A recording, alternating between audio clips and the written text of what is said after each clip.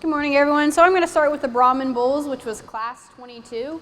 I think that's a class, we had some data on it. Don't have the sheet here in front of me, but the data tells you it's going to break into two pairs. So 1 and 2 are going to be a pair, and then 3 and 4 are going to be a pair.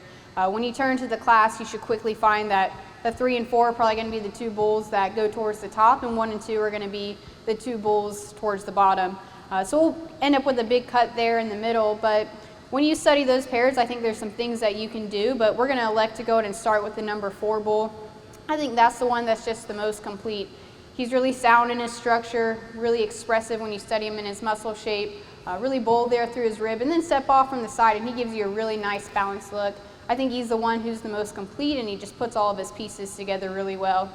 So then that leaves 3 in terms of our top pair, and so like I say, we're going to follow with 3 in second, and that's the bull that I think he's probably the most expressive in his overall muscle shape. Study that guy down his top and through his quarter, and he reads to have a lot of muscle. He's really big in his foot and bone work. He has some rib shape, but I think where he falls second to our class winners, he's a bull that gets a little shorter sided when you do step off and you view him from the profile. Maybe gets just a little rounder out of his hip. We like to make him a little longer, more extended, maybe a little nicer balance to be able to keep up with our class winner. So our top pair is 4-3. We have a 3-point cut there.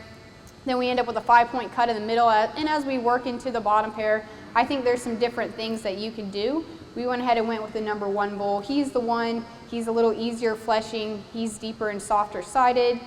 He bounces up pretty nice when you view him from the side. Sure, I'll admit he's the one when you step in behind him is probably the flattest and plainest in his overall muscle, but I don't think he's light muscled by any means. Just a good, solid, complete bull. Again, just needs some more dimension from end to end to keep up with those the top pair of bulls that we have in that class. And then the bull that rounds out the class, that leaves number 2. And we'll admit it's not every day you see a bull that's this expressive in his muscle shape that goes in 4th place. He's probably one of the heaviest muscle down his top and through his quarter. But when you step off and you view him from the side, he's the one who gets the tightest and shallowest in his center body. He's kind of a harder doing type of bull. And when we set him into motion, maybe gets a little straighter in his shoulder, doesn't travel as free as the other 3 bulls in the class.